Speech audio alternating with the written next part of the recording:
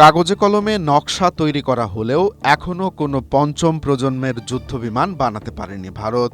এমনকি ইঞ্জিনের অভাবে তেজস জেটের উৎপাদনও আশঙ্কাজনকভাবে কমে গেছে। কিন্তু এরই মধ্যে ষষ্ঠ প্রজন্মের সর্বাধুনিক যুদ্ধবিমান তৈরির দৌড়ে নামতে প্রাণপণ চেষ্টা করছে নয়াদিল্লি। সম্প্রতি দেশটির সংসদীয় কমিটির রিপোর্টে জানা গেছে, ফ্রান্সের নেতৃত্বাধীন ফিউচার কমব্যাট এয়ার সিস্টেম বা FCAS প্রকল্পে যোগ দিতে আলোচনা চালাচ্ছে ভারত।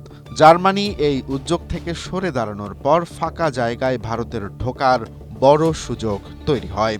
বাংলা কিউআর যেখানে নগদ পেমেন্ট সেখানে।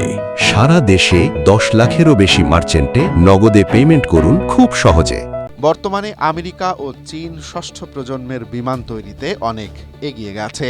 অন্যদিকে ভারতের নিজস্ব অ্যামকা বিমান 2035 সালের আগে আসা খুবই কঠিন। তাই ভবিষ্যতের আকাশ যুদ্ধের কৌশল বদলাতে এই পদক্ষেপ নিচ্ছে নয়াদিল্লি। তবে ভারতের জন্য সবচেয়ে অস্বস্তিকর খবর হলো 36টি রাফাল কেনার পরও ফরাসি সংস্থা দাসো ভারতকে কোনো সোর্স কোড শেয়ার করেনি, যার ফলে ভারতীয় কোনো ক্ষেপণাস্ত্রই রাফালে এখনও ব্যবহার করা যাচ্ছে না। বিশ্লেষকরা প্রশ্ন তুলেছেন, তাহলে নতুন এই প্রজেক্টে প্রযুক্তি হস্তান্তর বা সোর্স কোড কি আদৌ হাতে পাবে ভারত? তবে আশার আলো দেখছেন দেশটির সামরিক বিশ্লেষকরা। কারণ মোদি ম্যাক্রোর মধ্যে ভালো সম্পর্ক এবং ব্রিটেনের জিক্যাপ প্রজেক্টে ভারতের যোগ দেওয়ার সুযোগ, এই দুটি বিষয়ে ফ্রান্সকে হয়তো নমনীয় করতে পারে।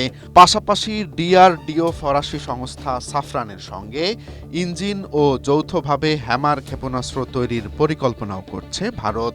তবে দেশটির জন্য চিন্তার বিষয় হলো, প্রযুক্তি না পাওয়ার পুরনো তিক্ততা সত্ত্বেও ফ্রান্সের সাথে এই বিশাল মেগা প্রজেক্ট ভারতের জন্য কি গেম চেঞ্জার হবে, নাকি বড় ঝুঁকির কারণ হয়ে দাঁড়াবে?